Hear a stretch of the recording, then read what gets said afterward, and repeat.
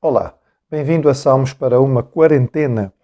É o nosso momento devocional diário em que nós paramos um bocadinho para meditar na palavra do Senhor, neste caso no livro de Salmos, olhando para eles do ponto de vista da nossa realidade atual, em que estamos um bocadinho mais limitados nas nossas deslocações. O salmo de hoje é um dos salmos que foi pedido, foi solicitado.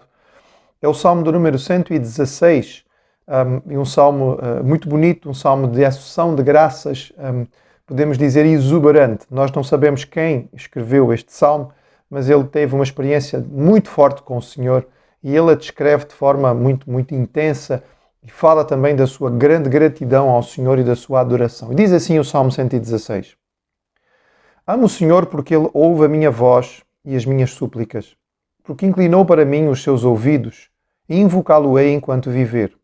Laços de morte me cercaram, e angústias do inferno se apoderaram de mim. Caí em tribulação e tristeza. Então invoquei o nome do Senhor. Ó Senhor, livra-me a alma. Compassivo e justo é o Senhor, o nosso Deus é misericordioso. O Senhor vela pelos simples. Achava-me prostrado e Ele me salvou. Volta, minha alma, ao teu sossego, pois o Senhor tem sido generoso para contigo. Pois livraste da morte a minha alma, das lágrimas os meus olhos, da queda os meus pés. Andarei na presença do Senhor na terra dos viventes.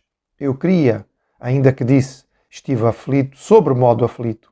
Eu disse na minha perturbação, todo homem é mentiroso. Que darei ao Senhor por todos os seus benefícios para comigo? Tomarei o cálice da salvação e invocarei o nome do Senhor. Cumprirei os meus votos ao Senhor na presença de todo o seu povo. Preciosa é aos olhos do Senhor a morte dos seus santos. Senhor, deveras sou teu servo, filho da tua serva. Quebraste as minhas cadeias, oferecer-te-ei sacrifícios de ações de graças. Invocarei o nome do Senhor.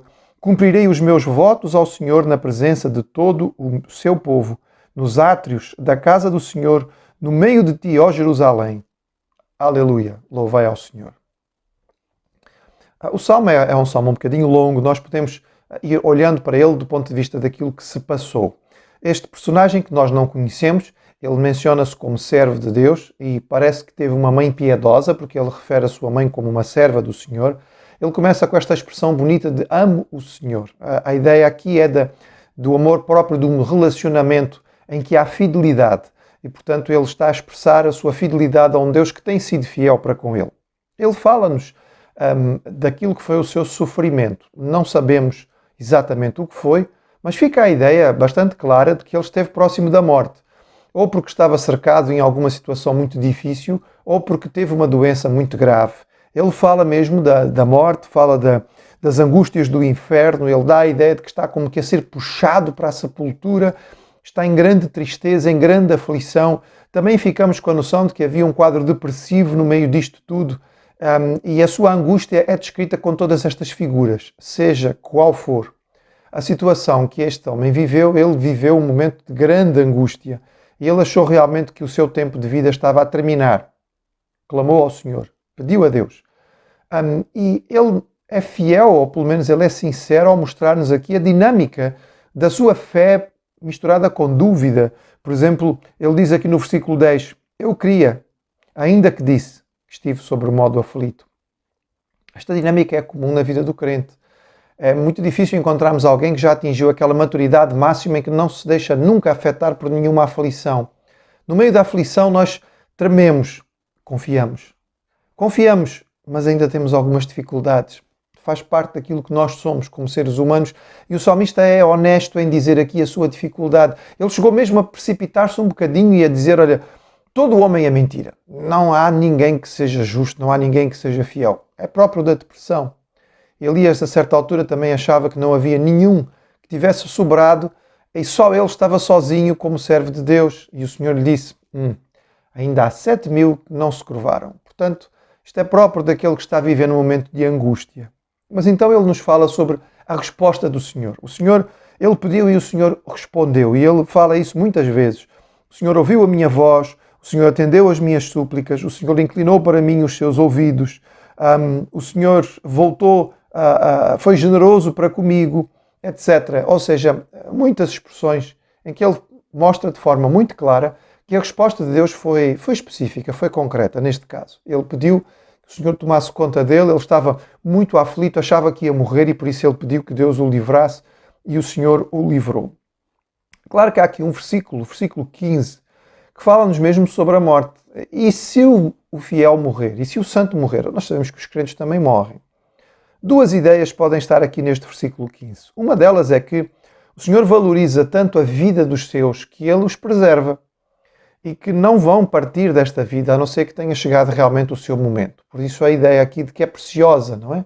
Por outro lado, também a ideia de que quando chega a hora da partida, nós podemos estar tranquilos porque o Senhor olha para a nossa partida como algo precioso. A vida foi completa, o tempo de voltar para Ele chegou e, portanto, é preciosa para Ele a partida daqueles que são salvos.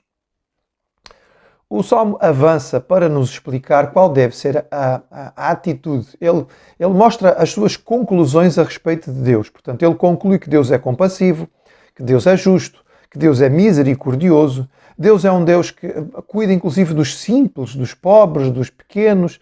Deus não faz acepção de pessoas, Ele não responde apenas à oração dos nobres e dos importantes. O versículo 6 diz isto de forma bastante clara. O Senhor é aquele que é generoso, portanto, tudo isto são afirmações de quem Deus é. E por isso há uma resposta. Qual é a resposta que nós devemos ter ao Senhor? Bem, a mais importante está no versículo 1. Amo ao Senhor. A resposta principal e aquela que Deus busca é esta resposta própria do relacionamento com Ele. É o amor próprio daquele que entendeu tudo aquilo que Deus é e, portanto, responde à relação que o Senhor procura ter connosco. Também de descanso, como diz o versículo 7. É natural de alguém que confia no Senhor, então descansar, confiar, e a confiança que nos permite repousar naquilo que Deus é e naquilo que Ele quer fazer por nós. Curioso que o salmista diz mesmo de forma muito clara, no versículo 12, que ele tem consciência de que não tem condições de retribuir ao Senhor por aquilo que ele faz. Então ele diz: que darei ao Senhor pelos seus benefícios? O Senhor precisa de alguma coisa? Há algo que eu possa fazer por ele? Certamente que não. Então o que é que eu posso fazer diante de tudo aquilo que o Senhor tem feito para comigo? Mas apesar de que a pergunta parece retórica e a resposta seria não há nada que possamos fazer, o salmista, no entretanto, enumera algumas coisas. E a primeira delas, a mais importante, talvez aquela que começa toda a nossa lista de resposta, é: tomarei o cálice da salvação. O que é que Deus deseja para todos aqueles que Ele criou? A Bíblia diz de forma clara que Deus deseja que ninguém se perca e que todos sejam salvos. Então, responder à vontade de Deus, a primeira coisa para responder à vontade de Deus é aceitar o cálice da salvação, é receber a salvação que Ele nos oferece. Esta é a primeira coisa que Deus quer, é a nossa primeira resposta. E depois de recebermos a salvação, bem, depois de recebermos a salvação será dedicarmos-nos ao Senhor, consagrarmos as nossas vidas, sermos fiéis no nosso relacionamento. Ele diz: o que é que eu posso fazer para responder ao benefício do Senhor? Bem, vou responder recebendo a sua oração. Eu invoco o nome do Senhor e sou salvo e depois eu cumpro os meus compromissos para com Deus. Aquilo que tem sido a minha parte neste relacionamento, assim como Ele faz a sua, eu também farei a minha. Cumprirei os votos que o Senhor fez. Aquilo que eu fiz para com Deus, eu vou fazer. Então aqui há uma noção de dedicação, de consagração de vida. O salmista sabe que não tem como retribuir 100%, mas ele então vai se dedicar a fazer aquilo que Deus, ou aquilo que ele prometeu ao Senhor, ele vai realmente cumprir. Ele vai adorar ao Senhor publicamente, ou seja, ele vai dar testemunho. Muitos salmos falam sobre isto, de que em resposta à bênção de Deus, o salmista então retribui dando testemunho público daquilo que Deus é. E ele fala aqui de forma muito clara isso: oferecer-te-ei sacrifícios de ações de graças, cumprirei os meus votos na presença de todo o seu povo, nos átrios da casa do Senhor, no meio de Jerusalém. Ou seja, ele vai ao templo e ali no templo, diante de todo o povo reunido para adorar, ele vai testemunhar de como Deus foi bom para com ele e ele vai cumprir os seus votos, sacrificando em ação de graças ao Senhor. Num tempo de tribulação que vivemos com esta pandemia, nós podemos ter certeza que o nosso Deus é generoso, é um Deus misericordioso, é um Deus que nos acompanha. Podemos e devemos clamar a Ele e vamos ver a sua salvação e o seu cuidado para conosco.